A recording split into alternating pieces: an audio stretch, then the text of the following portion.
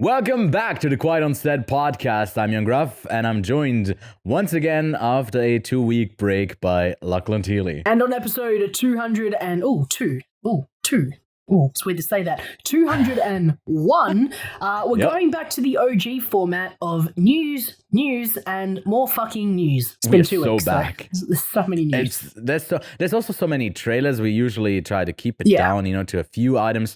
This week, I feel like a lot of it is going to be spent on the plethora of stuff that came out as we near fall festival season, and as that comes to a close of the award stuff. Lots to talk about.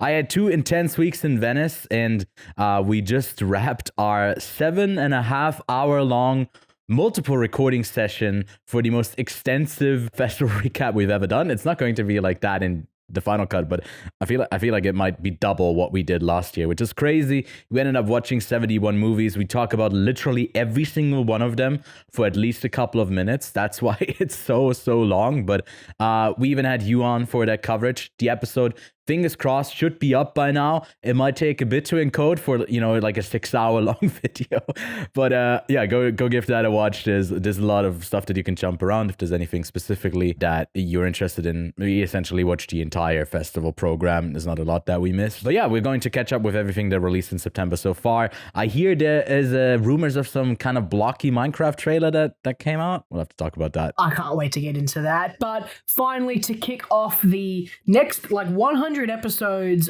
in the 200 series, this week's main topic is Didi, the directorial debut from Sean Wang. It's a semi-autobiographical film which has been a surprise little gem for 2024. A lot of positive reviews coming out from all of the festival buzz and also just on Letterboxd Online. You and I have both caught this one, and we're going to tell you our thoughts later on in the episode. So let's cue up that intro and get into the show. We are professional. This is a professional podcast. Yes. Breaking Bad and Better Call Saul. Hello there. Which actually, did you this get is gonna me a be hat a as bit, well? Yes. So I've got Dooncam. It's just a camera with my Dune steelbook. And we're back, Lachlan, with the news. And yes. By the way, I just want to say something really quickly. I'm still sick.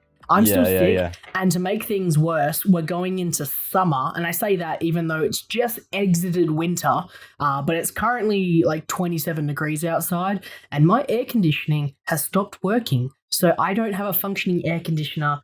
I have no way of cooling myself down other than this bottle of water right now. I'm so sorry. If I cough, sweat, cry, sneeze, I'm so sorry.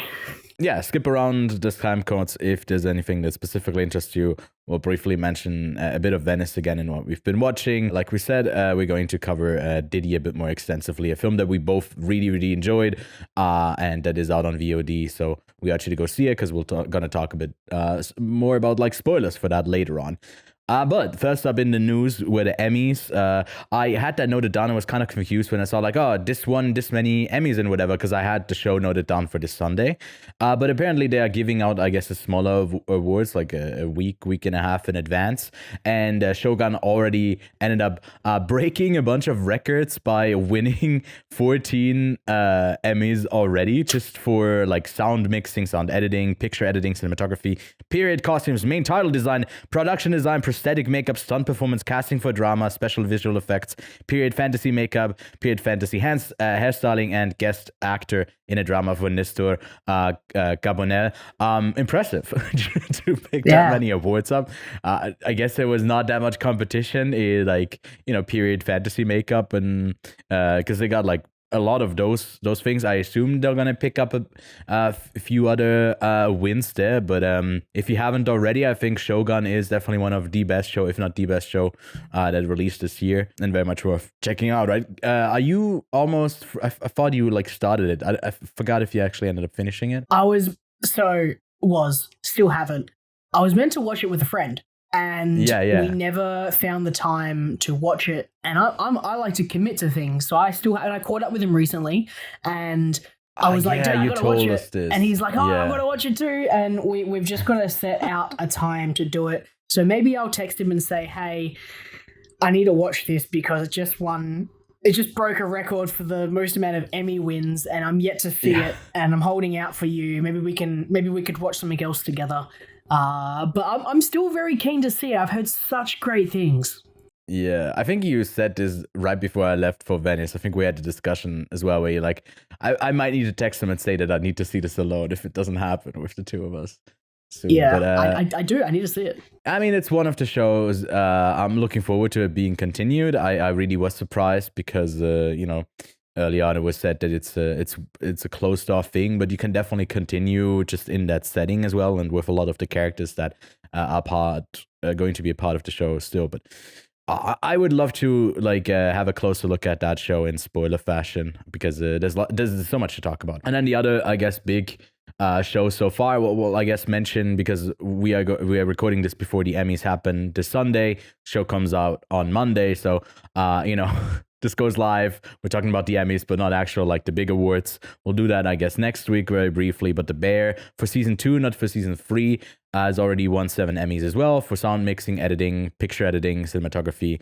casting in a comedy, and best actor and actress, guest actress for Jamie Lee Curtis and Joan Bernthal. All, I think, kind of deserved wins for, I guess, the episode 7 that they were specifically a part of and a big part of it. They're also a part of season 3 again. And I think Bernthal even has a bigger role in one of the episodes, Napkins, there, that I found him to be really pleasant in. So I wouldn't be surprised if he gets nominated and picks up this award next year again. But yeah, with The Bear, we are all caught up, and we did review season 3 of it as well.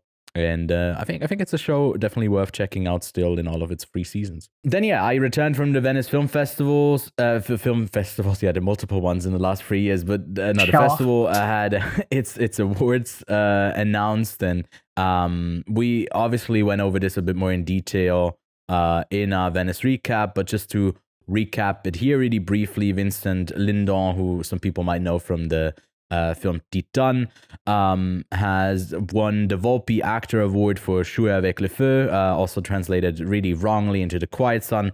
Jouer avec le feu would mean playing with fire. This is John Cena film, so they can't really translate that into the language like this. It doesn't really make sense because the story is about a father who sees his son kind of slip away into a more hateful racist group, and he's losing grip of him to actually parent him, and he's anything but quiet.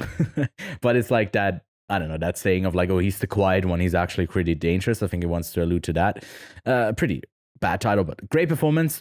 It didn't go to Daniel Craig or Joaquin Phoenix, two people who were expected to end up getting an award. Neither Queer nor Joker Folie à Deux or Maria, for that matter, ended up picking up an award.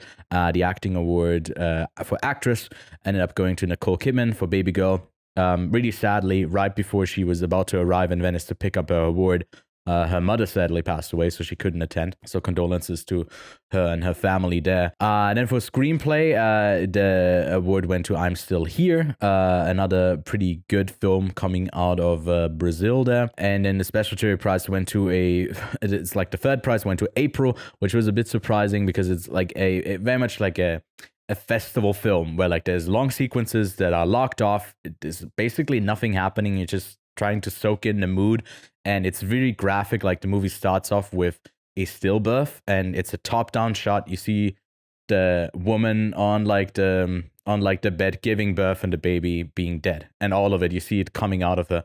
And it has a couple of those pretty harrowing sequences, but in between it doesn't really fully come together. So it was a bit of a surprise to us that one, the biggest talked about film, The Brutalist by Brady Corbett, ended up getting him a Silver Lion, Best Director. That was expected to maybe even get the Palme d'Or. The Palme d'Or. It's not gone. The Golden Lion. CC, I guess. But the second prize, the Silver Lion for the Grand Jury Prize, ended up going to an Italian film called Vermiglio, The Mountain Bride, which was also another slower film that was set in a small mountain town where a deserting soldier from World War II arrives in town and kind of causes trouble as he impregnates one of the mayor's daughters. He's a teacher there, so it's a really small community, and it's about a family drama, but also about her who marries that guy and has a kid, but then maybe he's not as reliable as they would hope he would be. it's a quaint little small drama. We both were quite surprised that it ended up winning the second prize here, and then the first one went to the first fully English cast and speaking film from Pedro Almodovar for The Room Next Door. I liked the film. Kevin really loved it because he connected a lot with it, because it's essentially about someone on the deathbed that is reconnecting with someone that they have met, that they've known better in the past. And she has like an odd request to her that we really don't want to give away. In its premise, I think it's quite intriguing. I just thought like some of the dialogue was really stilted. But like one film that you definitely have to check out later on. Yes. Lachlan? How do you feel that this movie, the one that you just talked about, The Room Next Door, is the follow-up to Strange Way of Life? I think I'm a bit of too much of a hater of Strange Way of Life. I think I just expected something more and different when Almodovar is very much known for his melodrama, and I'm just not as familiar with his movies and didn't love any of his movies that I've seen so far. This was a really solid one, and it's a good follow-up. I mean, a lot of people are calling it like one of his worst. I wouldn't say that. He has a lot of good films. They were like, this wins the Golden Lion. There's like this and this and this that I would rather have him win for. I was like, yeah, I don't know. It's okay. It's like it made the most sense out of like once they announced the winners. I didn't expect something like Queer or Joker Folie à Deux or like Maria to take the main prize. So it kind of makes sense that, I guess, because they went with The Brutalist for the director. Which also, I think The Brutalist is the best directed film of the festival. So it kind of makes sense that it ends up winning that. Cool. But yeah, then also TIFF has wrapped up by the time that we are putting this up. So much happening there. Nightbitch seems to be better than its trailer. We Live in Time seems good. Eden got a decent response too. Nora is still holding up strong. The End from Joshua Oppenheimer seems odd and weird, but maybe in a good way. Conclave seems to be solid, and TIFF audiences really loved Flow, a potential smaller animation Oscar nominee, an international pick for Latvia. That's about like a cat surviving in a world that has become full of water. And then Saturday Night Live reportedly is a blast as well, and Megalopolis continues to be all over the place. Just lovely. It's currently sitting at a 3, which is surprising, you know. I gave it a half star. There's some other people who gave it a half star, but there's way more people who actually give it a 5 star. Interesting. I can't wait to actually revisit it and talk about it with you. So excited. I am so. It's going to be so much fun. There's just so many people. Like some people are giving it 5, some people are giving it half. Like you gave it a half star. Like, I'm just. I don't remember a movie being so divisive recently. Yeah. Like I said, it reminds me of home with like the letterbox curve that looks like mountains. But yeah, that's that. And then there's a report from Hollywood Reporter that I've seen a while ago, like other like studies like this that I maybe wanted to briefly talk about. We didn't have to get into like detail with this, but essentially they did like a study where it says that Gen Z wants less sex in movies and TV. And I found that quite interesting because we came back from a Venice Film Festival that had, with Queer, with Baby Girl, a bunch of quite explicit sex scenes once again that I felt like were really holding the movie together. And I don't really get why there's a general sentiment of Gen Z not liking sex scenes. I get where it's coming from, where it feels in a way exploitative, whereas it's just to have the beauty of like a naked body or like sex for entertainment's sake, and it doesn't really add anything to the story. But I feel like they just in general would rather have that not be a part of it and just being it being implied, or maybe it's completely stripped of it. But like almost half of the people who answered said like sex isn't needed for most TV shows and movies, and 44% said like romance is overused. I just wanted to get your thoughts on this. Like, would you generally agree that like romance and sex is overused in film, or where do you stand on this? I guess it's a little bit interesting because I feel like I'm not sure where this. Okay, so sorry, forgive me. It's American viewers, so it is the West, and I feel like I feel like there is a different relationship in cinema with sex scenes depending on where it's set. Right? I feel like Hollywood has always been quite prudish when it comes to... not French. I feel like they've always been quite prudish traditionally, and I think that there has eventually been a swing towards more sex positive scenes in film, and I think that it stemmed all of its way from, you know, like weird sex to like BDSM sex, like all these different types of genre, especially with like the rise of something like 50 Shades of Grey becoming super not successful, but like successful in the way that it was raunchy and scandalous to have that on screen. And it was, when you watch it, you go, this is nothing compared to anything that's coming out of the country of France, coming out of Eastern countries. And I think that's a very interesting kind of correlation, that it's always like these studies I wonder what people think in Europe. I wonder what people think in Asia of sex scenes in movies, because I feel like in different areas, sex has a different kind of connotation. And I can kind of see that. I agree to the extent that I feel like sometimes sex scenes are used in a way that is not completely necessary for moving plot forward, but it's a great representation of how two characters feel. And yes, it can kind of be weird and awkward to watch on screen, but it can also be done in a way that's not super awkward and weird and yada yada yada. So I don't know. I think it's a weird thing that they want less of it on screen, but it could also maybe be a weird correlation to the availability of porn, right? I feel porn is a great example of, now it's super accessible. If you want to watch that, you can go watch that. You don't have to see it in that. So when people see it in their what's meant to be, you know, non-porn related film, it's like, oh, wait, what the fuck? I don't want to watch this here. I have it on this device that's private browsing with a VPN on, and no one knows where I'm watching it, compared to my Netflix screen. I think one of the things that has to be noted that by the Hollywood reporter that reported on this is that it doesn't really clarify. I would love to see like the actual study that they did and the questions that they've asked, because it very much influences how how you answer, because like a part of it is also like they found that a slight majority, 51% of 1,500 surveyed, said they wanted to see more content about platonic relationships and friendships. So you could kind of interpret it, Gen Z wants less sex, but they were more asked about like, do you always want a like subplot of a romance in every single movie? And I would say, well, no, I would love to see a bit more platonic relationships, right? And then it's a completely different thing to be asked about. And I would love to see like the actual questions that they asked about it. Obviously, it doesn't have the same numbers for all of these. They asked them about like if sex is needed, right?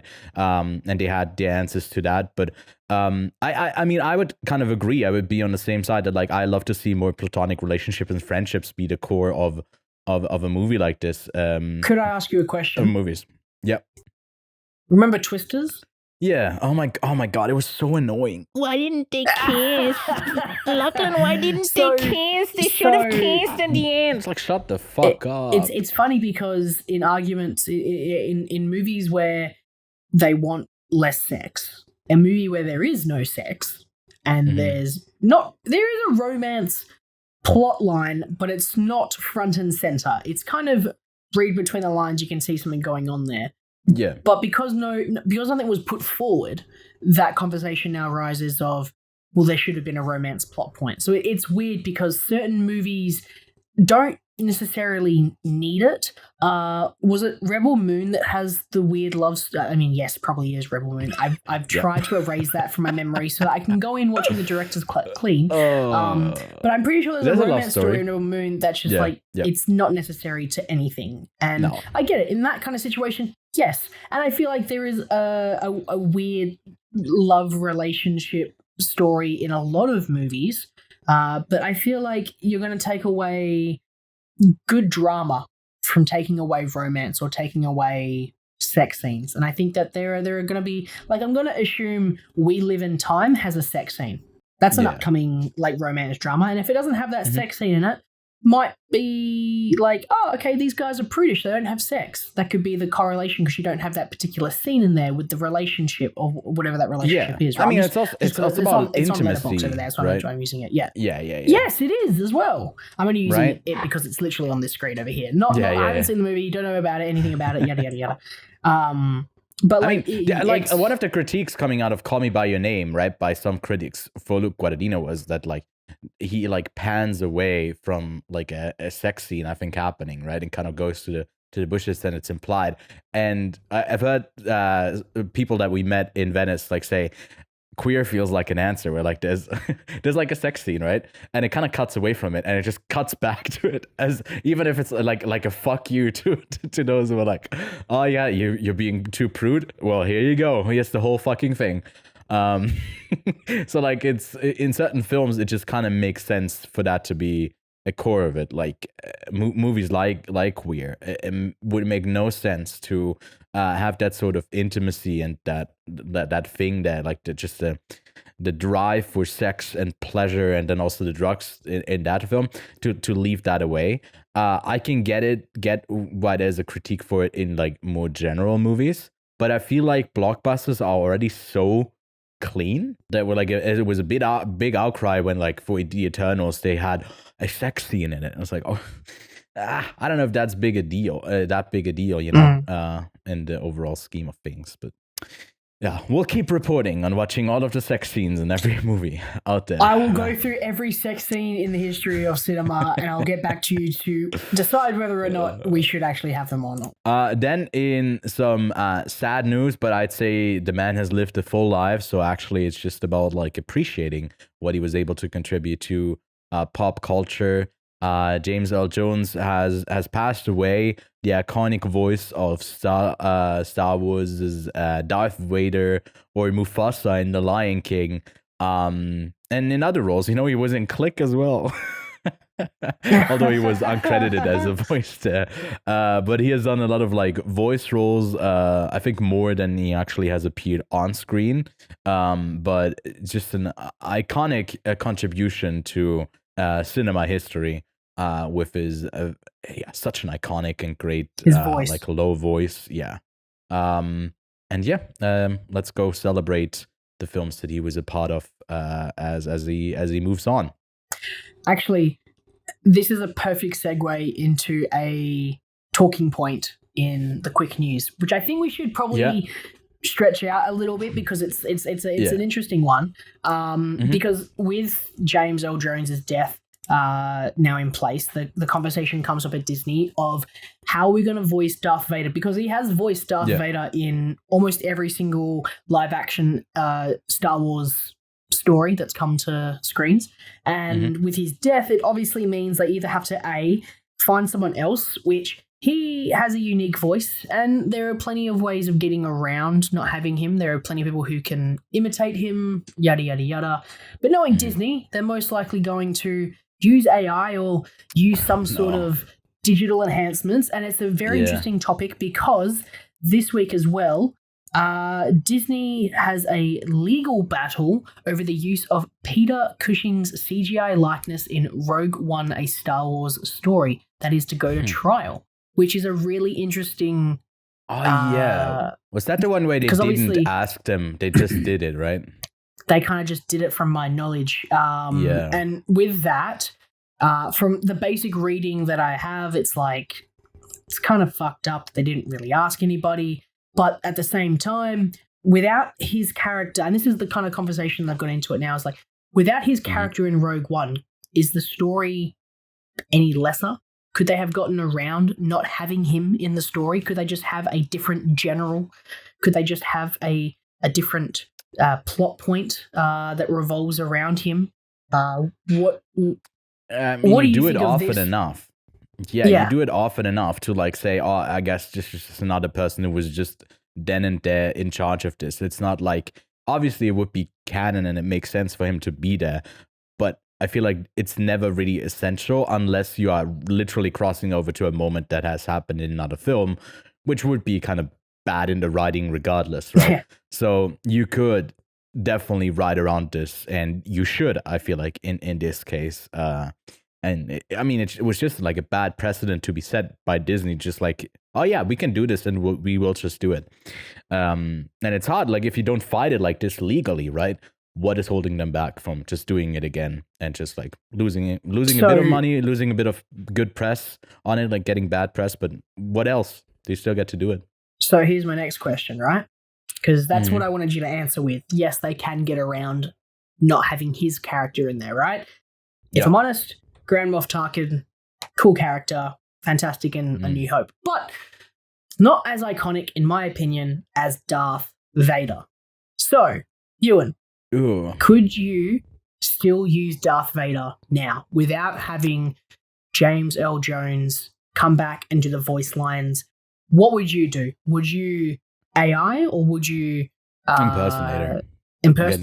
Or would you just not do it at all?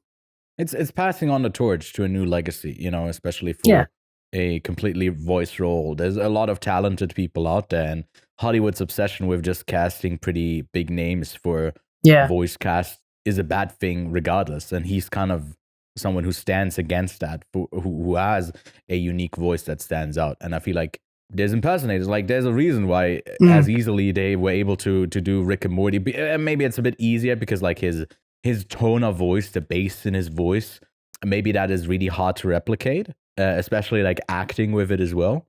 But I would rather see a person do it than it'd be like even aided with AI. You know, you could have a mix of it in there where like someone speaks. They would have someone speak it that is close to it, and then you use AI to get you even closer to it. Even that, I'm like, no, just learn to move on, Disney. Like the industry needs to learn to move on and make new things. Not everything needs to be tied back for a millennia to like back from the 80s when you had someone there. It doesn't need to be the same person the whole time. It's interesting because, I mean, they've already announced the recasting of who's going to voice Darth Vader. Did you see that? No, I actually missed that one. Yeah, a lot of stuff that I missed while in Venice. So it's Chris Pratt. It's me, Darth Vader. Darth Vader. No, but apparently Jones signed his voice rights over to Lucasfilm. So essentially, well, you know, if it's his own decision then, and when he knows he has it set up that like his estate and his family is like, that's something, you know, passive income literally from the grave. I mean, not bad, to be honest. For the fact, like, if that is his decision, then I feel like I'm not the biggest fan of it, but I understand and I respect it, because I feel like it's not ours to make and really ours to judge. It's more when the company makes that decision for him, or maybe even pressures, you know, the estate and offers them. If it's done beforehand, then I think it's a bit different. Yeah. Other than that, that's the only one that I wanted to segue into. I think that we could just segue into our quick news now. There's plenty to get through, and then there's trailers. My God, how into this recording are we? 30 minutes, fantastic. No, I mean, I've done 3-hour long recordings literally yesterday, so to me this is nothing. My problem is I had cough syrup, and the cough syrup doesn't stop you from coughing. It just kind of builds up the cough. So that I have a big cough just sitting at the back of my throat, and it's just dying there. But anyway, sorry. You're like Japan, you know, with the big earthquake. At some point, the big cough is coming. We don't have any fault lines near us, so we won't ever have earthquakes here in Australia, but thank you. Quick news. Universal Pictures announces the title for Jurassic World Rebirth. Ted Lasso is coming back for another season. Everyone's pretty much signed on, but it's unclear whether Jason Sudeikis will come back. Then Netflix has acquired the rights to release Pablo Larraín's biopic Maria, starring Angelina Jolie as Maria Callas. The Brutalist, which premiered at Venice, has been picked up by A24 for US distribution. Wake up, dead man! You are going bankrupt, my God. Reportedly, the budget for the next outing in the Knives Out franchise costs $210 million. First one was actually $40 million, so I don't know if that's all inflation or something else going on there. Oh my God. Pranked somebody over there. David Fincher will reportedly direct a Western crime thriller, Beetroot, for Netflix. The film follows an elderly rancher who robs banks and hunts down the thieves that took his life savings whilst being pursued by his son, who is the sheriff. Remember Concord? Well, me neither, because it already is pulled from, actually, I guess not pulled from shelves, because I don't think it was ever on shelves, but you can't play it anymore. They were doing, actually was on shelves, well, they're refunding everyone because it had a abysmal premiere, and the game is, not playable anymore. Sales are halted only after 2 weeks, but it is going to be a part of the upcoming anthology series sequel level, which makes it so much funnier. Only took 8 years to develop that game. DC is looking for a Hal Jordan in Lanterns. Ewan McGregor, Matthew McConaughey, and Josh Brolin were eyed for the role. And then Nicholas Winding Refn is set to return to feature filmmaking with his next feature shooting in Tokyo. Xavier Dolan is also set to return to directing films 8 years after making films and 8 years after not making any. I love that symmetry. His aim is to release his next film, a period piece set in the late 19th century France in 2026. I have a bit of a flex for you. I met him and I actually witnessed him talking to Koreeda, and he was like, I love your work so much. Glad to meet you. And I was like, this is the moment. This is the moment. You meet the filmmaker and you return to filmmaking. That has to have been a catalyst. And I was there to witness it. I just putting myself in that announcement as well. But no, Judd Apatow is set to direct a Coke Pepsi rivalry movie, Cola Wars, from Steven Spielberg and Sony. Here's a question. Coke or Pepsi? Coke. Hey, cool. Michael B. Jordan to direct and star in Thomas Crown Affair. Yeah, that I guess a series that I never watched from the 70s, 80s is getting a remake. And then the Shang-Chi and the Ten Rings director Destin Daniel Cretton is in talks to direct the fourth Spider-Man movie. And that's the quick news of the week. I'm sure we missed a bunch. It was hard to keep track of it. Kev and I kept flashing each other like, oh, did you see this? Did you see this? Did you see this? And I was like, well, fuck, that's going to be a ton to try to remember once we get back to actually weekly podcast schedule. But there were also a bunch of trailers that released. Most notably, I did not watch the Minecraft movie trailer before earlier today, right before this recording, so it's all fresh for me. The movie is set to release on April 5th in 2025, and I was just wondering, why does it look like it's like a TV camera look when they are like zooming or like dollying in on Jack Black? I'm like, and why are there like 4 random people coming into this? It's just so many thoughts, but a lot of it is just like a bunch of question marks appear above my head. But Lachlan, what did you think of this blocky trailer? I'm in. What I think of the trailer, I actually fucking hate the trailer. First and foremost, fair. Just to get out of the way. My other big gripe with it is the reason it's shit is they're aiming it for children. They're not aiming it for the people who bought Minecraft at Alpha. Like when the game came out. I did. I bought it at Alpha. They should be directing the game movie adaptation towards us, right? That's who they should be aiming it for. I don't know. A slightly older and a slightly older group of people. Not too old, right? We're not talking like fucking your 40-year-olds. We're talking like 30 to 15-year-olds right now, because you can still make it for young kids. Yeah, but they're making it I was for thinking, children. where's the sex in my Minecraft movie, huh? Yeah. Yeah.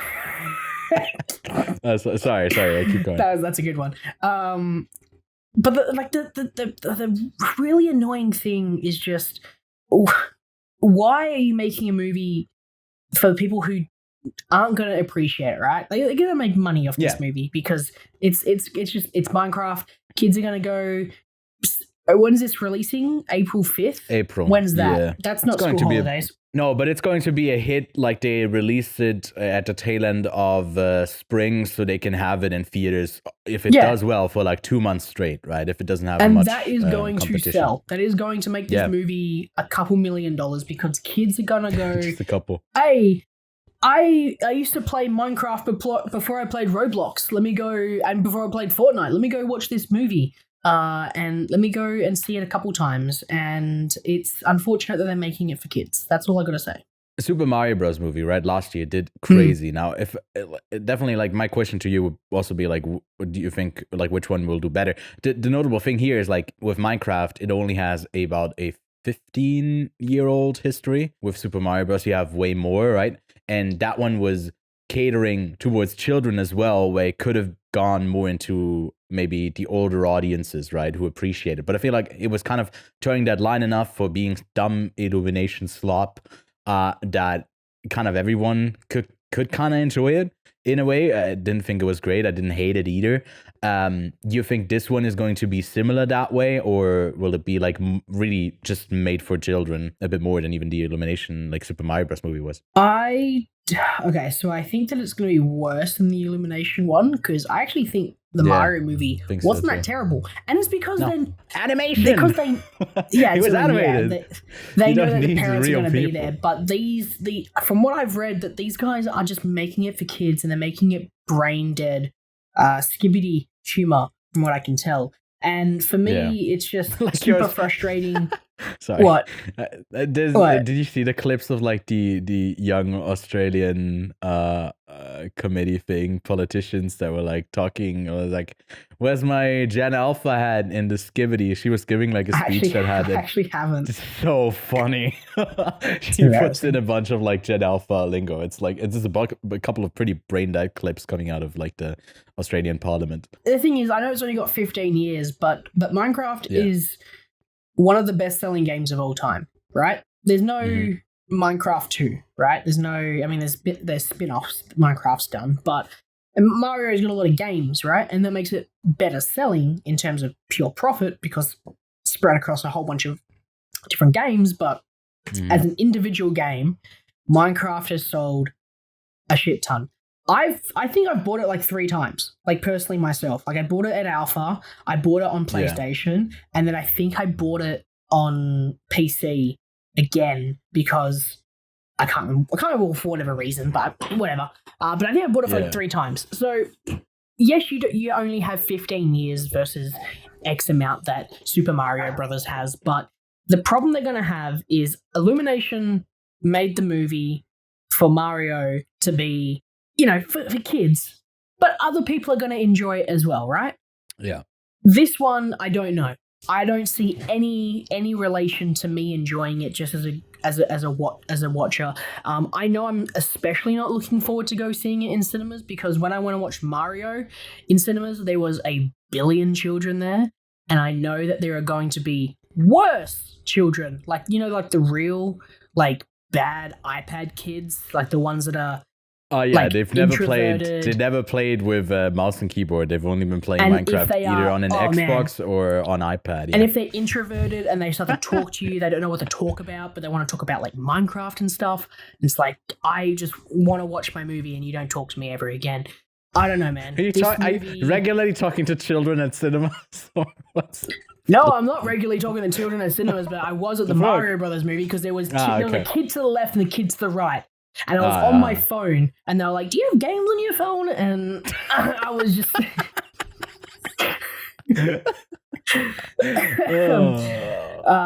look, I have concerns. This trailer, by the way, it's just a teaser. There could be an actual trailer that comes out that gives us more. Yeah, but this movie looks trash, like absolute trash. And I watched Borderlands, and I am.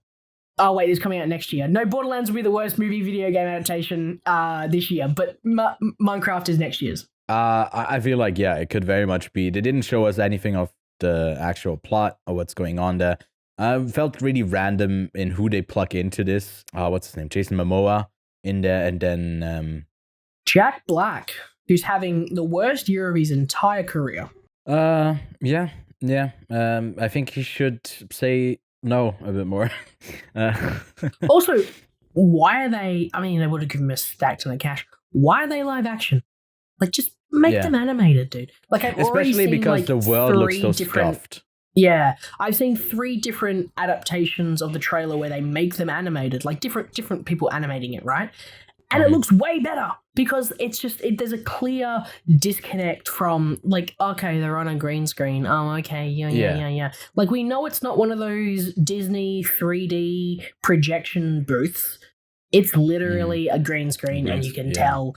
And I don't care how pretty Jason Momoa's long hair is. It ain't gonna be. It ain't gonna be a good movie. But anyway, we've talked enough about Minecraft. Let's talk about a different video game. Yeah, Sonic is still going fast. Gotta go fast, boy. Out this year, December 20th. I don't think it's going to be the worst video game adaptation movie this year. It's definitely, I think, going to be better than Borderlands, right? Borderlands is at an all-time low. I can't really contribute because I haven't seen like some of the worst video game adaptations because it was like I just won't bother. But I feel like there's like some really bad ones. But yeah, even the Mario one. Shit. That one's aged better. That one's aged better. I like that one quite a bit, and again, it did like once it hit earlier this year, like on Netflix, it got really popular again. Have you seen the? I'm so sorry. Have you seen the what was it called? Doom, the 90s Doom movie? No, I haven't seen that one. No. Yeah. What about the Max Payne movie? No, neither. So a lot of these, like 2000s, 90s films, I've really just skipped out on. I haven't even seen. I'm sliding in a bit of quick news. Yeah. I'm sliding in a bit of quick news because I just remembered that Anna, what's it called? Anna Pura. I can't remember what the actual company's name is. Anna Puna. Anna Puna. Have you heard of Anna Puna before? I know Anna Puna. No. Oh shit! That's a new one. Control 2, bringing Control and Anna Wake to film and television. Okay, so this is wild. First things first, Annapurna is like funding Remedy to bring out their like next game, I think, but Control 2. But they were also wanting to adapt Control and Alan Wake for movie and TV, which I think is fantastic because I think those are both really good adaptable narratives because they take inspiration from a lot of TV shows like X-Files, Twin Peaks. A lot of those shows have inspired and you can see that kind of reference in those games. But turns out Annapurna's entire gaming team has resigned, which is wild. Which is a completely separate part of the division. But it looks like there was like an argument between the president and the founder, and 30 individuals, including division co-heads, have has left. Wow, that's wild. Anyway, that was just a new news story that I just saw. But yeah, I saw that they, maybe not anymore, but half of their fucking like companies resigned. But I'm excited to see some more video game adaptations, and that reminded me of a quick news that I forgot to put in quick news. Well, Sonic I can't remember what I've read because I'm sick. Yeah. Well, Sonic 3 comes out December 20th and introduces Shadow as the antagonist to Sonic's team. And they end up being forced to, for some reason, team up with Robotnik. And there's also Robotnik's dad, Papa. Also played by Jim Carrey. He's doing a real Tilda Swinton move there, playing himself in two roles. I don't have any thoughts about this. I thought that the first two were just okay. I don't know. Did you even watch the last Sonic film? I think you watched the first one. I watched the first one. I never got around to watching Sonic 2, but maybe I should. Okay, maybe not. All right, Jesus. I'll go watch. I'm a hater. Sorry, hater energy turned off. Oh yeah, Lachlan, maybe you should if you're interested. Rebel Moon. God. Well, no, the 4-hour cut of Napoleon, the director's cut of Napoleon comes first. Comes first. Oh yeah, 4 hours. Jesus, I'm gonna watch that again. Maybe I'll just skip through it and just get to the good parts for that one. Yeah. I feel like it'd just be too much to watch 4 hours. 4 hours is a long time. It is a long game. Long time. Yeah. I don't know if I really want to commit to that, but yes, I'm keen. I'm excited for this. Looks good. Looks decent. More of the same for Sonic. I think the Knuckles show that came out early this year was one of the worst TV I've seen in a long time. But hey, maybe the movie is a bit tighter and better. But then another film trailer that got a lot of hate and wasn't really liked, similar to Minecraft, was Nightbitch. That also premiered at TIFF, and it got a pretty good response, and basically everyone in the review was like, it's actually better than the trailer. And there's just a quote in the film, I can crush a walnut with my vagina. I was like, okay. Didn't ask. Thank you for telling us. But that's out December 6th. I think the trailer isn't good in any sort of way. I think it's part of the music that they use that is just like an odd fit in the tone that they're going for. I assume the tone is just like completely different once you watch the actual movie. We know that this film is actually worth seeing, right? Just for who's behind the camera, who's in front of it, and then people actually saying out of TIFF that it's pretty good. Lachlan, off this trailer, would you have stayed clear of the film if there wasn't like anything surrounding it telling you that it might be worth seeing? Probably, I might have seen it for Amy Adams because I really do like Amy Adams. I don't know if there's any. I don't know if I would have watched it if it would have been anybody else. That's the thing. There was part of it that I was engaged with, but I think the second half of it got me more engaged than the first half. But once it goes a bit weird, you know. I haven't looked at the runtime yet. If it's any longer than 100 and I think it's got to be like 105 minutes long if I predicted. If it's I got it. If it's any longer than one... Okay, hang on. Let me think about this. This is important. 108 minutes long. I'm not going to watch it. It's 98 minutes long, so you're good. It's under 100 minutes. Yes, I was going to say if it's 90 minutes or less, I'm going to be super excited. And it's just around that 90 mark. So, okay, cool. It's a short, sweet one. I'd probably watch it then. And then Wolfman comes out early next year, January 2025. The next from horror director Lee Winnell, horror action director sometimes. And it really reminded me of The Beast Within, a movie that I watched right before I left for Venice with Kit Harington. That was like an abysmally bad movie where he also, like his family was in danger for him turning into a wolf. And Christopher Abbott, you know, those two kind of look alike. If I'm being honest, like it's easy to like mix those two up. And it seems that he is in an actual good wolf movie. Yeah, I think this was also more of a, like a teaser trailer than like an actual story trailer. For me, I was already in to go see it. I don't really want to. I think this is the last time we're going to talk about it, like about a trailer for this, because I'd rather go in not seeing much of it. And yeah, I'm interested. I liked the trailer a lot. I think it was probably my favorite trailer of all of the ones that we saw. Even though it was more of a teaser and it was more of a feeler than anything else, it definitely didn't really give you much in terms of narrative. It gave you more of a feeling. I quite liked, it's the most recent Invisible Man, I'm assuming. I quite liked the most recent Invisible Man movie. I thought it was... It's the one from the 40s. yeah. It's been around Back for a while. Dead, baby. I quite liked it. And speaking of, I think that it's a really exciting move to kind of go back to these original horror characters. Nosferatu, Wolfman, right? It's going to be a fun end of the year. Invisible Man, we had him as well. Yeah. We're having these classic monsters come back, and I feel like they come in waves, like every so often. Like we had them like 20s, 30s, 40s, and then they kind of died off a little bit, and then we had some of them return sort of in those like later 70s, 80s period, and into the 90s we had some as well. But we also had the transition into newer horror characters. And we're kind of going 100 years later, and these characters are making a return again. And that's exciting. I think it's engaging because I feel like we're kind of a bit bored about certain characters and having the classic ones return in a more purist form. Like I know that the Invisible Man took a more sci-fi spin on the character with how he actually evaded the light around him, and I wonder if they do something similar with with Wolfman. But I'm excited. Also, apparently Ryan Gosling was meant to be in this film on the IMDb page, which I would have immediately been at the door for this movie day one. I don't care what I'm doing if Ryan Gosling was playing Wolfman, but I'm excited. I like this. I was always Team Jacob. Christopher Abbott is great too. So like it's a great alternative. I can picture.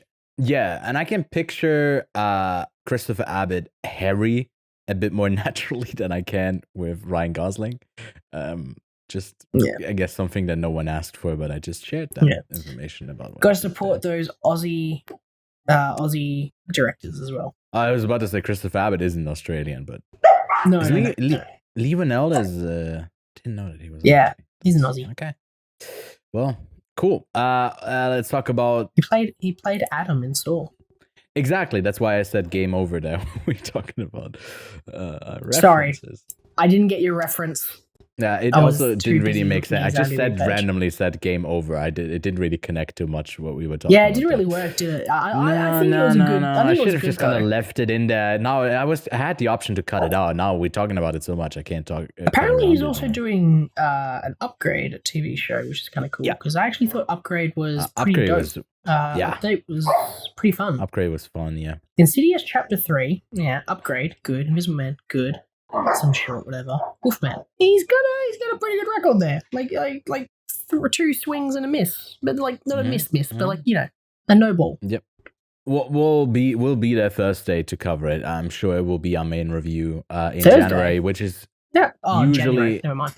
Yeah, it usually is quite scarce in January, although it's been filling up a bit more in February. Has become that like lesser month. But yeah, very keen for that. Then Happyend.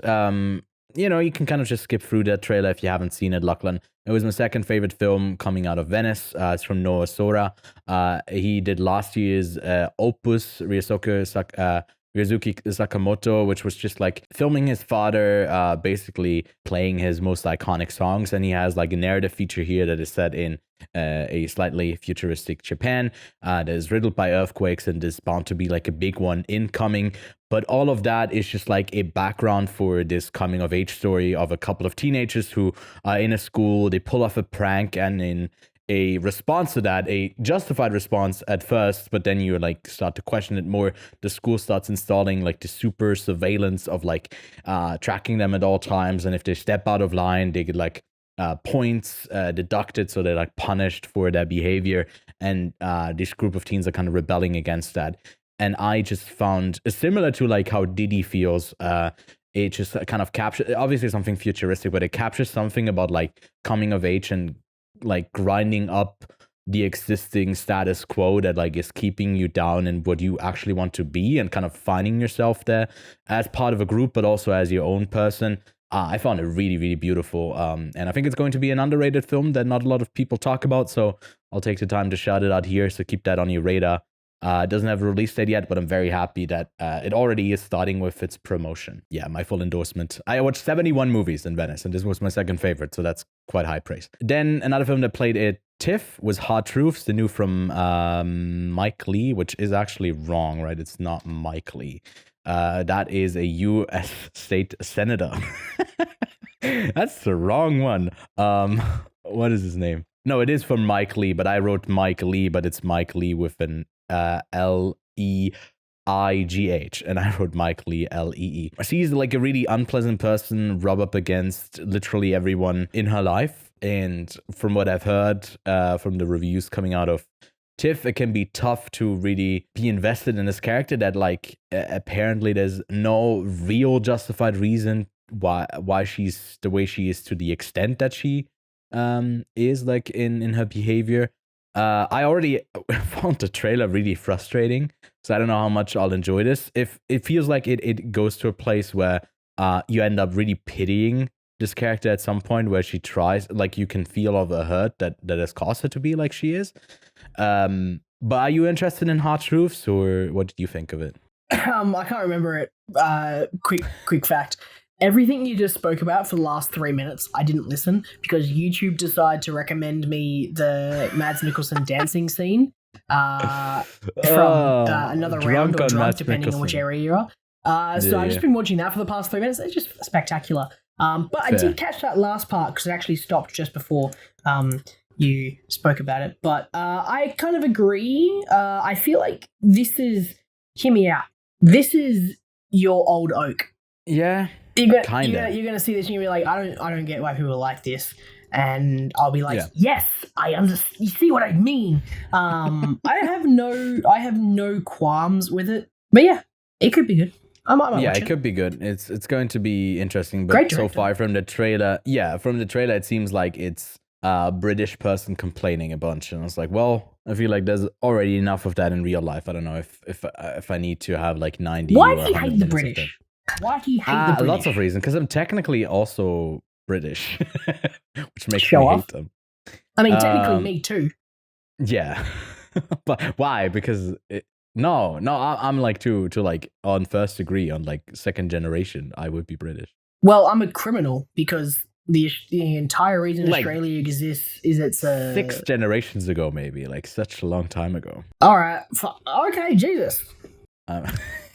Show off. I don't have a British pass or anything. I don't have a Scottish like ID or anything. What's a British pass? Really, I don't know. It's you can say the slang word for cigarette there and get away with it without being homophobic.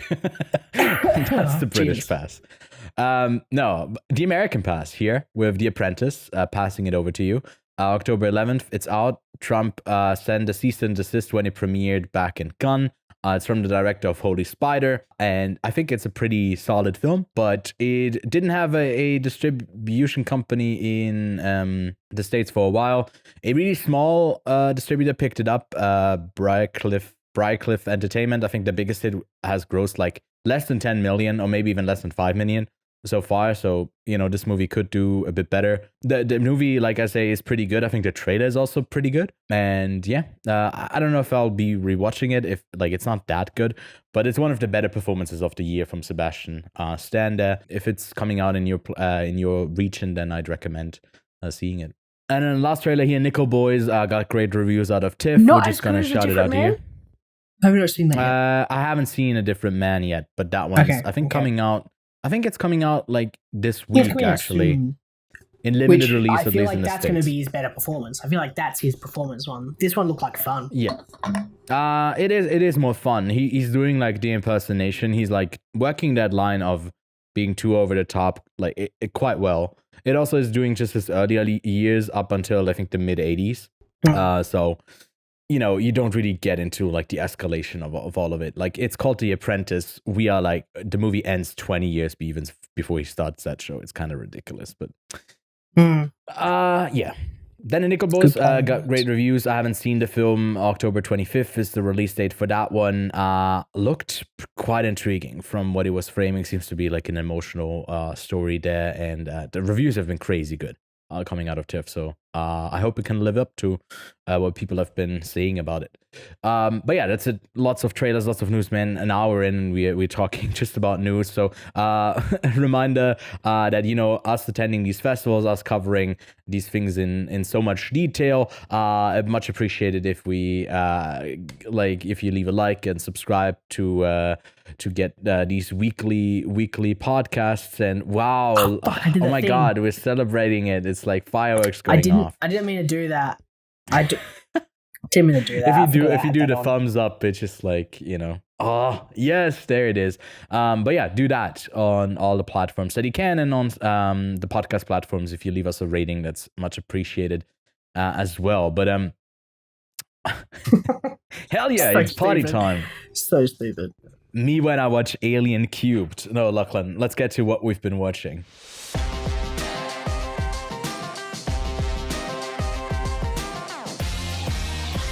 All right, cool. You're still on Aliens. Yeah, because Tanika hasn't seen them and she's watching them. She's wanting to watch them. Oh, yes. That's why we're watching them, because Tanika hasn't seen them. So we're watching them in the weirdest fucking order. We watched the new one, Romulus, and then we've gone through Aliens, which we watched Aliens. Was good. Alien Cubed, which she loved. She liked it. Great. And then Alien Resurrections, which I personally love. Which was funny because on the same day I watched Beetlejuice, which if you want thoughts of that, you'll see it in the Venice recap, because I watched Beetlejuice and Cloud, which were the 2 Venice films that I was able to see over here. But all my thoughts we found over there. I also watched Lilo and Stitch. Was in the mood to watch another Alien movie. Another Alien movie. Just that's the theme. And then the only other thing is I wanted to show off this, which finally is in my hands. I don't think I showed this off the other day at the Venice recap. Well, it doesn't hurt even if you did to show it twice. Even if it did. This is wicked. I love this thing. It's got all Hayao Miyazaki's films, except for Boy and the Heron, which comes out in December in 4K, which is I've already pre-ordered that. But it has a whole bunch of his works, which is super exciting. And this is not so much like I understand physical media is dead, but the idea that I physically own a part of his works is what's exciting for me, because I think that he is a master of the craft, and I totally respect that, and they can have my money. Plus, there's a bunch of extras, which you don't get that. You don't get the extras on Netflix or anything like that. I mean, you can, you just go like searching for it, but you don't get the subtitled retirement press conference on Blu-ray, which is really fun. I love that. That's so funny that this isn't here, because he was meant to be retired when this was like out. But guess what? He just spent the last 10 years making another movie, and he's going to spend the next 20 years making another. Guess what? I'm back, bitch. That's it. That's everything I've got. I didn't really watch anything, if you didn't notice. Just the entire fucking Venice Film Festival, you know. Show off. Show off. You asked us question about like the program in that Venice recap. If you have anything else since then that has come up that you want me to ask now, I don't really think I've got anything. I noticed that your favorite movie was Broken Rage. Yeah, baby. I'm on that. I actually haven't heard Takeshi anything about this one. Bro, oh my God. It probably was the best cinema experience ever to enjoy this. And I had Poor Things and Hitman that I praised last year, where people were just in for it. Like, Broken Rage had a non-stop, almost not standing ovation, but like clapping during the credits, before the credits. We were in a press screening. He wasn't even attending, and people were clapping like crazy. They kept like clapping for everything until it became a kind of a bit that like you clap for everything. People were so excited for this one, and then it basically is this like two short films. One of them is the more serious one, where he's like this badass hitman, and the second one is a parody of what has come before, where it's all laughs and jokes. But the funny thing is that like a lot of that, it builds up from, you feel like, hey, you have this set up, and now you're making jokes out of the more sillier sides of what you can take. It doesn't really do that. It just like does like random, really dumb humor, and it's all so well done. Takeshi Kitano is the director and the lead, and I haven't laughed in a movie like this as hard as like I can't remember. It's so fucking fun. Also, 62 minutes. It's tiny. So good. There's also a bit that I don't want to spoil, but there's a specific bit about like stretching time. And remember that in Deadpool and Wolverine, where it was so annoying, where he was just like pausing. It's like, oh, these movies keep getting longer, so let's make a long movie. It's like, fuck you. You're not, this is not clever. It's just stupid. And this one does like the funniest bit I think I've ever seen about like runtimes in movies. And I don't want to hype it up too much, but I will. It really, everyone should check it out. I don't know when it will release and how it will release, but dude, it's 62 minutes, man. There's some TV episodes of like Rings of Power that are probably like double that time, just for like a single episode. Which I haven't started yet, but I read an article that it's probably going to be cancelled, which is so funny. Ooh. Didn't they want to do like 5 seasons or something like that? Yeah, good luck. They probably should have made a good fucking first 2 seasons, or first 1 season, which is the only one that I can talk on because it's the only one that I've seen. Is there anything that... Okay. This is the only other question I want to ask you. Is there a movie that you saw that had so much potential, like it was an idea that you haven't seen before or haven't thought of before, that just flopped, and were like, this would work better if it was written and directed by Quentin Tarantino? Okay, specifically by Quentin Tarantino. No, not by Quentin Tarantino, but if it was given to someone else, like if you can think of the other filmmaker, let me know who that filmmaker is. God! Excluding Youth, that can only be made by Wang Bing. Yeah. Baby Invasion was an interesting one. Kev and I made a bet because he saw this at the world premiere at midnight, right? And he regretted seeing it at the midnight premiere, getting only 4 hours of sleep after it. I saw it like a couple days later in like a smaller theater, and he bet me that like I wouldn't last through the film. I would walk out of it. And I found it quite easy because it's the most brain rot film I've ever seen. It is very much about like live stream culture, but it somehow just misses everything. I don't know how you can miss so hard. but I feel like someone else could make a better version of that film. And what else was there? Something that was really odd was the Joe Wright series about Mussolini that was filmed in a House of Cards style, where Russian fascist dictator is addressing his rise directly to camera. We ended up only watching the first half of this series and then called it quits. And we're like, nope, this was on our last day as well. So like, nah. I think we're good. Joker was pretty much all it could be. I think Queer had some ideas that didn't fully come to fruition. But other than that, like there were some really good surprises, but all of the stuff that like under-delivered, I feel like there was just like not enough there to fully sustain like a whole idea. So I don't really have that in particular. Okay. Get back to me. Yeah, I mean, I'm going to quickly rattle through my top 10 to maybe give you a bit of a watch list overview. But at Cloud, the movie that you also watched, is on my number 10 spot. Then the miniseries from Thomas Vinterberg of The Hunt and the previously mentioned, you just mentioned it earlier, right? Another Round, Drunk. Just watch the scene from that guy. We were at the premiere, so he was actually there. As well. We watched the whole miniseries that he had about like a Denmark that's going under. So every Danish person becomes a refugee in the span of like a year.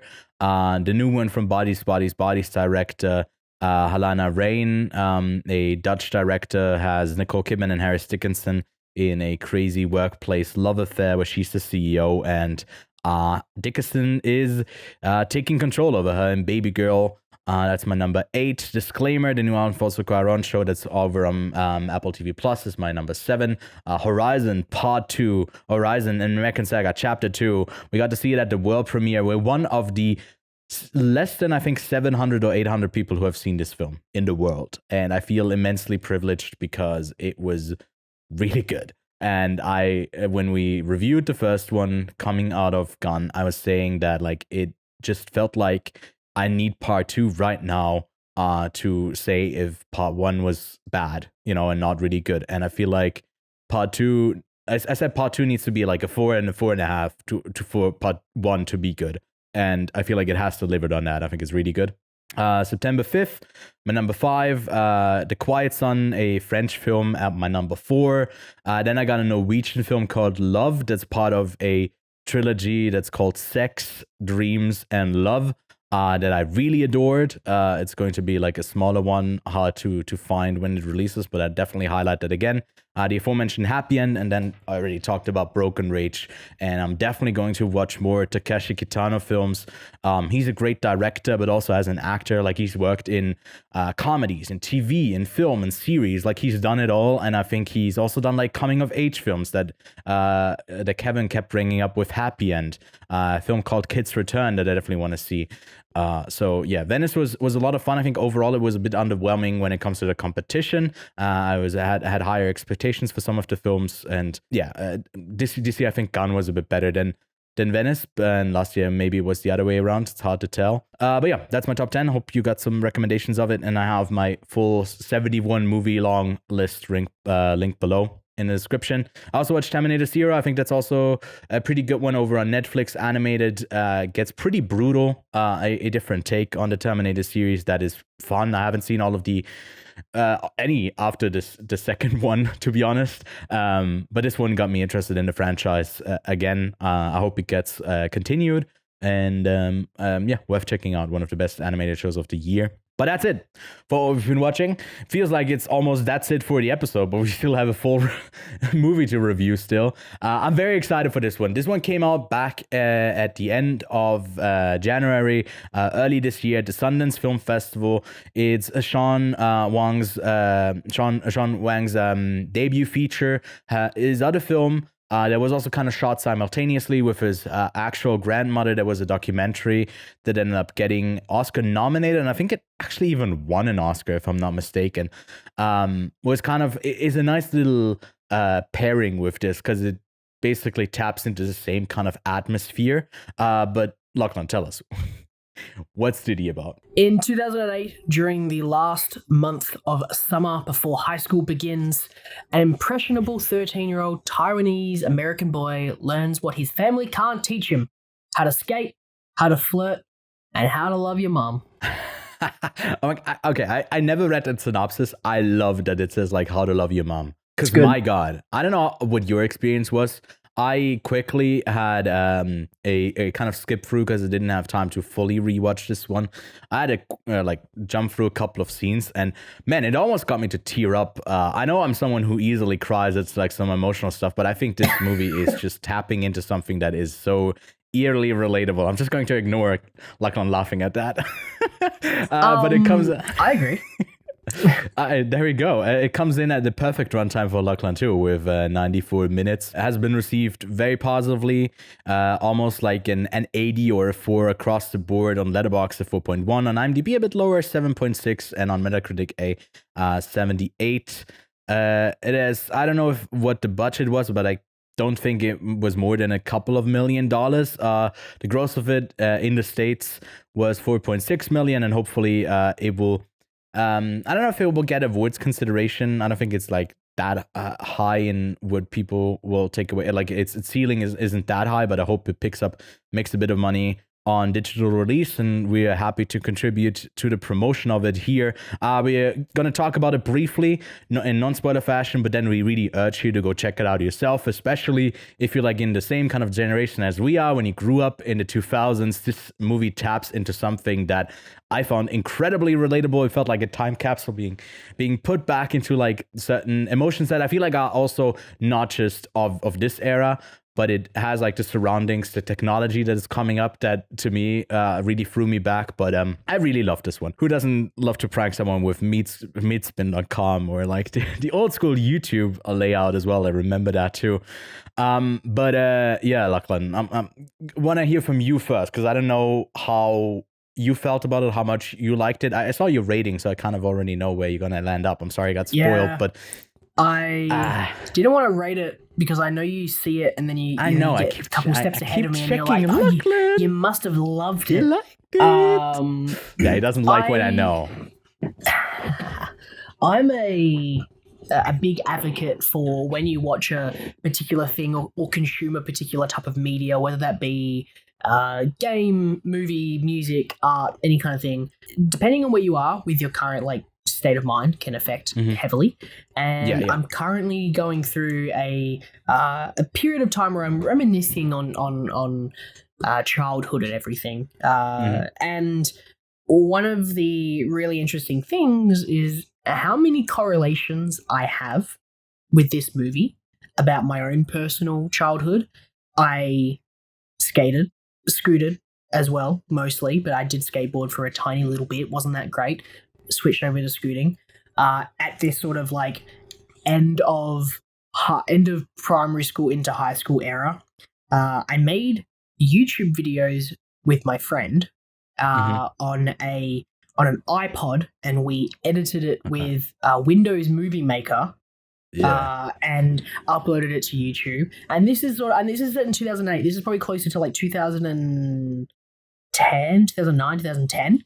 We hung out with friends. We had older friends as well. We would go to a skate park and there would be older people there who knew how to skate, and we tried to impress them, and it would feel like this weird world. And it gave me so much of this nostalgic feeling of this is exactly how I felt. And whether that be like the skating, whether that be how I talk to girls, whether it be how I fit in the relationship, and also my relationship with my family, which, you know, just like any teenager in that adolescence phase, you go through stints with your family. You get argumentative because you think your position is always right, but you never really get the perspective of your mum, your dad. Yeah, I love getting that perspective. It was so beautiful. It's great. Yeah. Especially with something like the relationship between the mother and her mum, right? Because you think that relationship is perfect, but eventually there's a breakdown there. Nai-Nai. And with Nai-Nai, and that was a really crazy moment for me with this film. And it's like, no, you're right, because you know when you're young, you have these sort of rose-tinted glasses that, you know, you have this sort of bubble, right? There's the world, but then you have your bubble, and that once you go outside of that bubble, it's completely different, and you do that as time goes on. Eventually, that bubble pops, and you're in the real world, and everything's a possibility. with this film, I just loved everything about it, from the performances. And I know I'd love to hear what you think about the kid performances, but I think it all flowed really well. I think it all felt really good. The transitions especially were wicked. I never felt like the film slowed down until the points that needed to be slow, that was sad and meaningful. But the moment to moment switching, transitioning from one scene to another just felt kind of natural and felt like it just worked. And Didi did a fantastic job making me really like our main character, even though he does things that you're like, don't do that, you idiot. Yeah. But I go, I made those mistakes too. So it's engaging in that way because you look back on it. And it's interesting because I talk about how there was a movie that was also about Asian Americans, and I said it didn't relate to me. You didn't say that to Minari though. I don't know if it was another. I can't remember what movie it was. For whatever reason, I think it's that hot stinking pile of garbage movie that you loved. I think you said. I don't know. I thought you said that about Turning Red as well. That you can't really relate to it. I think it must have been Turning Red. Where it's like I can see moments that relate to me, but there are also moments that just don't. And for me, I didn't relate to any of the Asian American adolescent childhood, being raised in America, being an Asian child, any of that kind of storyline. And to be honest, like, of course I'm not going to relate to that. Look at me. But the film doesn't require that to be a predominant thing. I still felt tension anytime, maybe a slight, when they were calling him like Asian, and then when he kind of hides himself as half Asian. And then his friends find out that he's not half Asian. He lied about that, and it's like, okay, I've never lied about my race, but I've lied about other things because I didn't want the truth to come out. So that kind of related there. So it's even though I don't fully relate to the character, there are elements to this character's development that I've related to or experienced when I was younger, and that is what got me more engaged. I feel like if I was a Asian American, I would relate to this movie so much more. But the thing is, as I'm still relating to this movie, which is incredible storytelling. It's incredible direction. And I think that it is just a fantastically put together film that doesn't require you to be that particular person to get this movie. If you grew up, it's similar to how, mid-90s, right? I won't relate to mid-90s because I didn't grow up in the 90s, right? But I kind of related to a little bit of the skater attitude and that kind of weird world and like making the videos and stuff. That kind of stuff I related to, which is why I didn't hate mid-90s, but I never really got to it. But this is set during the years that I was doing similar things. And I'm just like, this is like, and it was the same with 8th grade. 8th grade made me feel something very similar because it was set in a very similar time period where the internet was like very in my early teenager phase of being the end all or be all of the social status of school, and that I related to quite a bit. I'm not a girl. I'm not an American girl in 8th grade. I never was that, but I related to those elements that she was experiencing, and it's the same kind of correlation here. But I felt like the mood and everything just really. It just nailed it. It just nailed the look of this film. Yeah, I feel like it is more a coming of age film than it is like something about like his racial identity or ethnic identity in the States. It has those elements maybe of like maybe his family dynamic, but I don't know if that is always tied to Asian identity. I don't know if that is really important. I feel like it's also like if it were to perfectly fit us, it would be set maybe a couple years later because like it's fitting perfectly for those maybe born in 94, 95, 96. And we are a bit younger than that. You're a 2000s kid. I'm from 98. So like we have a couple of years less than, I guess, director Sean Wang, I think, who's also like in his late 20s or in his early 30s. And something about it, whenever you talked about like transitions, right? And the pacing of the film, whenever he makes a decision or like something bad happened, you just like see him contemplate that kind of just like let a big sigh out and like lay on his bed and be like, kind of sad about like what's going on, that he's not in control, and always anxious about like how he's perceived. And ultimately, like a lot of his decisions are justified by self-preservation, and he doesn't really realize that he ends up hurting those around him just because he feels like this is the right thing to do, when he quickly realizes, oh, I fucked up. And then the only thing to do would be to apologize, to move past. But in himself, he's not grown enough as a person to be able to do that, because it would be too embarrassing for him.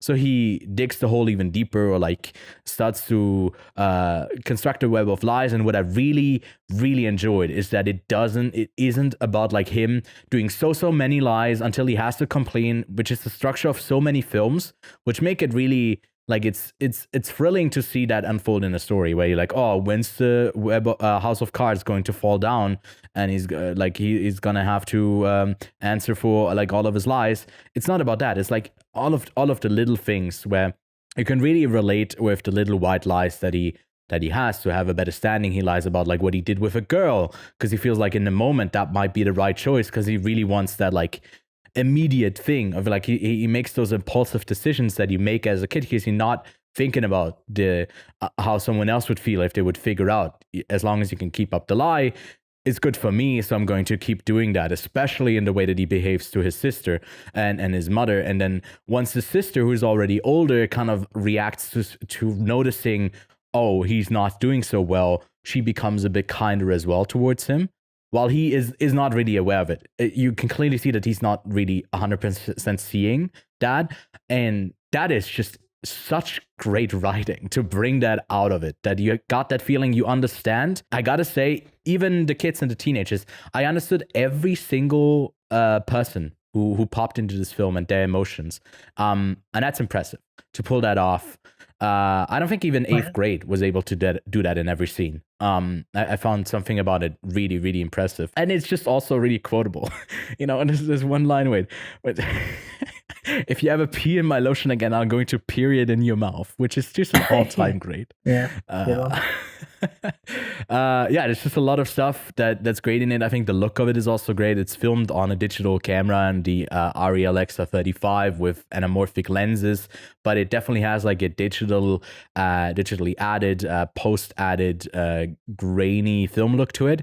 Not too much, just kind of on the verge where you're noticing a certain warmth of it, because like that fuzzy nature of like grain on film, something about it feels fuzzy, yes, but also kind of warm. And his whole film felt like it had a wrapped around you in like a cold winter night to me.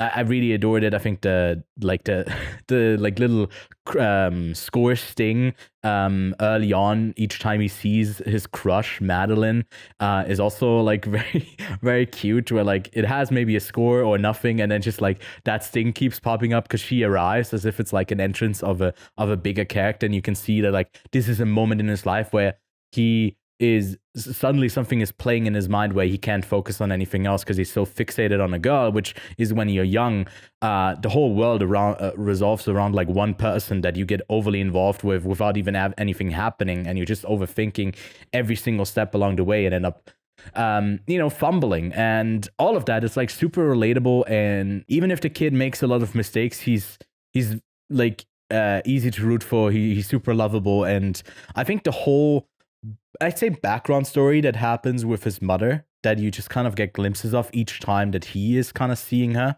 to me was like, okay, why are you making me already feel old? Because I'm like, okay, I can relate to the kid and be taken back to the time, but I also am so easily connecting, especially what the mother is feeling and how she's feeling. It's so easy. And that's such a nice like balance to strike in a movie that is mainly coming of age, but then a lot of it is just also concerned with how the mother is dealing with a teenage son. I think that's all I gotta say without spoiling anything. Lachlan, maybe there might be a couple of like actual spoiler thoughts that we want to talk about. So spoiler warnings here. I did like for example that he that his sister calls him out for wearing his clothes, and then when he's at the party and like Maddie compliments him on a shirt of Hayley Williams, he clearly has no idea who she is. So it's like the start of that lie to say that he likes something that she likes, and he keeps doing it with movies and kind of doesn't really see that like maybe his earnestness would go way longer than try to impress her into making her believe he's someone that he actually isn't. And I don't know if he ever gets to that realization really, because they end up not that ends up not working out for those reasons, because he can't really be truthful, right? And he'd rather lash out than be honest and be embarrassed for a moment. Yeah, I mean, I found the thing of giving your crush a movie recommendation, to me, it was like a bit too relatable, where you're trying to figure out what they maybe could like, what you also could like, and then maybe trying to find the sweet spot of like, this is something that's that we both would enjoy. And I don't know if you ever did that, but I also made like YouTube videos when I was like 12, 13, and deleted those later on.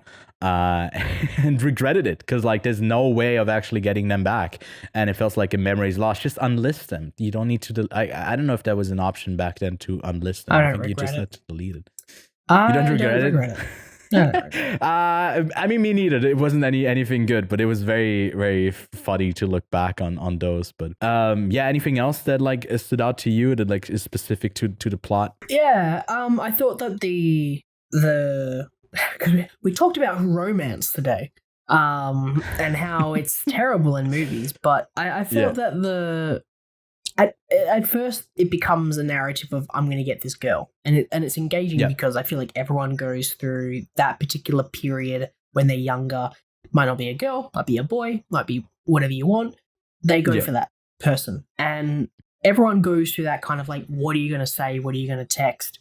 Having especially the boys around, looking at your text, being like, what are you going to say to her, is a moment that I think that every person eventually goes through. Again, doesn't matter what side of the spectrum you're on, you are someone who gets around.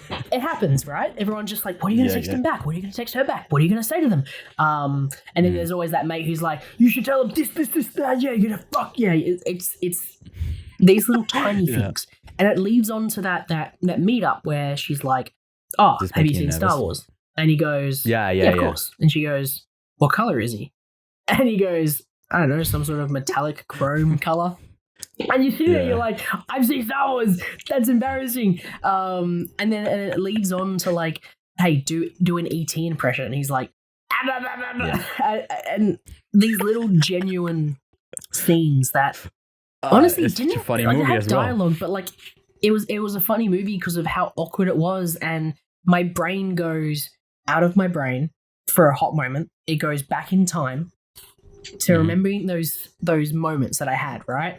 I have a core memory of being in like primary school, meeting up with a girl, similar situation. We climbed a tree and I said the weirdest shit.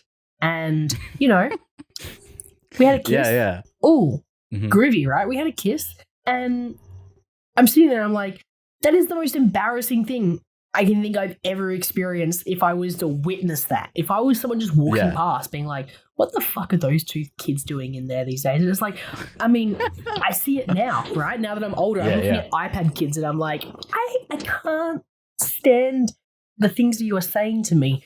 So it's engaging, this movie, because it makes you go back. And the thing is, some of these elements, like you know, your first kind of like romance, love, that's timeless. That's going to be relatable to anyone from like the 90s, 80s, 70s, 60s. And maybe it wasn't texting. Maybe it was like the chat. And like, you know, you have that conversation with your friends about what you spoke to them about, right?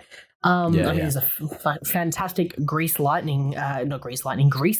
you know, where they're talking about like, what do you say, what you say, what do you say, what you say. Like that kind of conversation is timeless. So there are elements in this movie that are like timeless, but it hits people like myself who grew up in this kind of period, and I'm just like, this nailed the feeling. It nailed the social like networking element of it, because this was early social media, right? This was Facebook. This is MySpace. This is all of those things that, you know, this. Like, I remember signing up to it and lying about my age because and that little moment where he's like looking at his real age, and then he like scrolls down to go to 18. Scrolls down? Yeah, that's perfect. That is relatable. I have so done good. that so many times, and then I felt like I was going to have my Facebook account shut down when I eventually turned of age, and I turned it back, and I was like, oh, they're going to get me.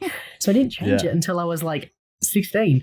So I there are elements that are tiny in this film, that I don't really want to spoil that much. These ones are little ones, but like the little moments that I just love.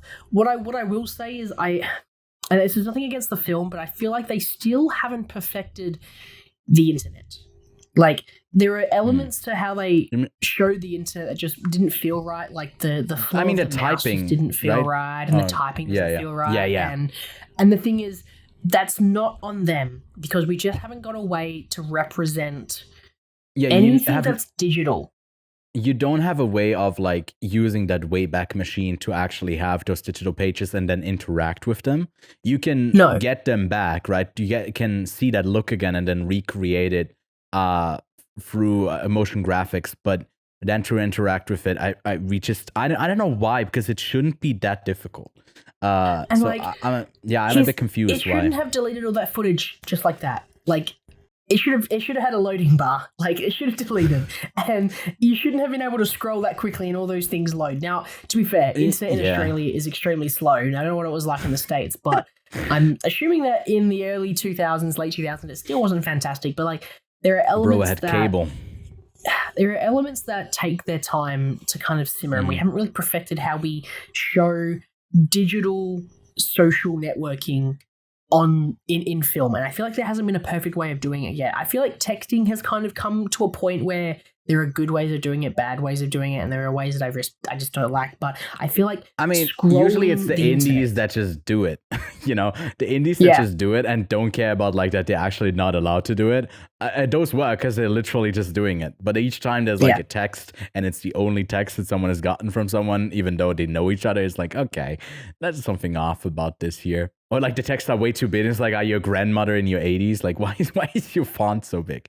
And that was just odd for me. But like other than that, I mean, as I said, this. I mean, that is the definition of a nitpick. I don't think it's like it doesn't really change much about the. I don't think it's big enough to actually take you out of the film. But I did notice like when he's typing, he's so smooth at like typing out stuff perfectly. Maybe you do have to have like a bit of that where he, I don't know, misspells something and then, I don't know, like makes typos and stuff like that. I think that would add a lot to it. Yeah. But other than that, like I have no problems with the film. I think that narratively it's fantastic, performance-wise. I don't think either of us have said this yet, but Joan Chen, who plays the mum, is great. Fantastic. Everyone I hope her artistic dreams come true. I know that she's a fictional character, but I hope her artistic dreams become a reality, because I was so behind her art, and I think that her performance really comes full circle. She goes through highs, she goes through lows. She has a good range in this film. I think a little bit more than what Isaac does. He gets a little bit angry, but whatever. For me, I feel like it was phenomenal. I mean, she's in an upcoming film, Oh What Fun, from Michael Showalter, the director of The Big Sick. And I hope she gets more roles. She's also in a film with Lily Gladstone by Andrew Ann that is in post-production right now. She did Driveaways a couple of years back, and I hope she gets to do more. And I also, you asked me about the kid performances. I don't know if I said anything yet, but Isaac Wang, that is, and Mahala Park as well, which I think hasn't really acted in anything. She's Maddie. I think she's also really solid. The whole group of them, Fahad, Soup, and all of the other like skater kids. It's impressive. It reminded me of mid-90s where like they really captured something that feels really authentic, and like Elsie Fisher in 8th grade, the direction was definitely there to set them up for success. And a lot of directors aren't able to use younger performers in a way where it feels authentic, and especially a movie that relies heavily on actually having that authenticity to bring that awkwardness across. I got no clue how they actually pulled that off and how they were going about like setting up these moments that's actually awkward for them, or if they're just like that good at acting at that young age. But I think they just like nailed it from front to back. I'd say Isaac Wang, and I've seen a couple hundred films this year already. A lot of them did have child actors in it. I think he's the best one so far. I think it's the best one so far. I'm just going out of lengths to make a compliment to the guy, because that is truly impressive what he did here. And I also, to bring a flex to lead into a compliment, I watched 81 films at the Venice Film Festival. I don't think any one of those were better than Didi. I'm giving this one a strong 9 out of 10. I might even be at a 9.5. I really loved it. It's one of my favorite films of the year. Wow. Great movie. That's incredible. You shouldn't miss out on it. Yeah, I loved it. It was really good.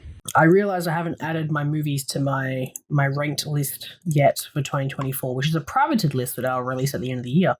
And I haven't done that for my last couple 2024 films, so I'm doing that as we speak. But I'm a great multitasker. Ewan, I would agree. It was fantastic of a time. I'm actually giving this 4.5 stars, and I feel like on a rewatch, I could bump it up to a 5 because I feel like it is a fantastic evaluation of childhood and a fantastic representation of kids growing up in the early to late 2000s. And I think that we're getting to that generation of filmmakers who are getting to that age where they want to reminisce and they want to talk about, you know, their childhood. And we've had that with 90s kids. We've had that with 80s kids. And now we're kind of getting to that generation. So, yeah, I'm giving it 4.5 out of 5. Let's go. I'm glad we agree on this. If you were to pair it up, I feel like there's a couple of easy, good choices. We mentioned mid-90s. It's neither of our picks, but what would you pair up with? I said it earlier. I said 8th grade. I think that 8th grade was a fantastic evaluation of social media use on kids. And I think that, one, it's Bo Burnham, and he's absolutely fantastic with anything that he touches. But I felt that this film did a better job representing my childhood more than anything else because I wasn't that obsessed with being online, if I'm totally honest. But I still think that it is a great coming-of-age story that has very similar narratives with lies and building a stack of cards, and eventually they all drop. And I think that it's a great pairing if you want to just hate your childhood and cringe at kids. I love cringing at kids. I mean, each time I open TikTok, that happens. Well, also just in the street, you know, I walk past a kid and I just cringe at them, like damn very kids, man. I see an iPad, I smack it out of the hand. Yeah. I'm pairing it up with Nai and Wapo. That's a Oscar nominated, I think maybe even Oscar winning short by Sean Wang as well. 7 minutes long, again streaming over on Disney Plus, and it also stars Chang Li Hua, who's also his actual grandmother, stars in the film as the grandmother in the film too. So you got something from real life, a documentary where his two grandmothers are basically like hanging out, and it's so much fun. It's such a pleasant short film to see because they are old, but they have so much life and joy to give, and it's truly like really moving. I loved that little short, and I'm glad I got to follow it up. I feel like you can definitely go from like the short into Didi and get the full experience here. Again, I feel like another movie that's under 100 minutes and packs so much into its runtime should get lots of shout outs and praise, and that's what we're giving it. So go check it out yourself. It's out on streaming, or I guess out on digital, not on streaming. And there's a couple of new releases, I guess, for last week and this week in cinemas. We got The Killer's Game, another potential Lionsgate flop with Dave Bautista. They've been having a really bad year with Borderlands and Megaflopolis and a lot of other films. The Speak No Evil remake is coming out into theaters, and then out at limited release, we got Audrey Plaza and My Old Ass. Will Ferrell rekindling a relationship with his recently transitioned best friend in Will and Harper. Out on VOD already is the aforementioned Didi, as well as Skincare, Rebel Ridge over on Netflix, Kneecap, the Irish submissions to the Oscars. Last summer, a gun film that we got to see the year before, Robot Dreams, the animated film that got Oscar did Robot Dreams maybe win? Dude, Oscars are all a blur to me. It was at least nominated there. The Crow is already out on streaming, and then Uglies over on Netflix is out over in Swiss theaters. You can go see Beetlejuice, Crossing, Treasure, and River Boom. And in Australia, there's nothing already out this week that was like super unique, unfortunately. Then out this week on September 20th, we got a rescreening of Matrix through Fathom Events in the States. Never Let Go with, oh my God, I'm blanking on a name. Isn't that Halle Berry? It's Halle Berry, yeah, exactly. Yeah, Halle Berry. Then Never Let Go with Halle Berry protecting your children. My biggest shout out of the week goes to The Substance, a truly thrilling horror film that we'll be dissecting next week, as well as likely Transformers 1. I got to see that one already, and it's pretty good. I think I can talk about it now. I don't know. I'll just do it. But it's pretty good. We'll talk about that as well. And then out in limited release, we got A Different Man, His Three Daughters, and Wolves. That one's out on September 27th on Apple TV Plus as well. After that, a very limited run in theaters. Then Universal Language and Superman, the Christopher Reeve story is out in limited release. That latter one, I can also recommend. I found that documentary to be quite moving too. Then out on VOD through September 16th to the 22nd is 1992. Blink Twice, Close to You, Handling the Undead over on Hulu. Slingshot on VOD, His Three Daughters hits Netflix. I Saw the TV Glow on Max. Omniloop. The Garfield movie is coming out to Netflix in the States, and Agatha All Along, as well as the Penguin premiere. Their first couple of episodes. I've seen both of them. They're both under embargo until like 2 days from now. So I guess next week is the first time that I can talk about them. In Australia, you're getting The Wild Robot a week early. And then over on Switzerland, there's Der Spatz im Kamin, a German drama that might tickle your fancy, as well as Hijo del Sicario, and as well Speak No Evil, that's coming out in our theaters. But that's it for this week. Another big return, a glorious return for the Quiet on Set podcast. Glorious. Talking trailers, talking news, talking a great film that you should definitely have on your radar. And the next week, I can't wait to talk about The Substance. But that is it for this week from us. Don't forget to subscribe, leave a like, and also follow us on all of our socials and all of the channels. And Lachlan, I can't wait to get back into the routine of doing these weekly. I've been missing it quite a bit. So yeah, man, I'm super keen. Are we a news? Are we just a news podcast at this point? I think we are. I need to be better to actually clip those in separate videos, because I feel like people will be interested in how quickly we talk about the news, to actually bring them in video form, because they don't click on it to get the latest news from the Minecraft trailer, but the actual movie that is the main thing that we talk about. But hey, that's a bit of background talk, BTS talk here for you at the end. But yeah, we'll catch you next week, and I'm excited. There's some good movies coming out for the rest of the year. Bye.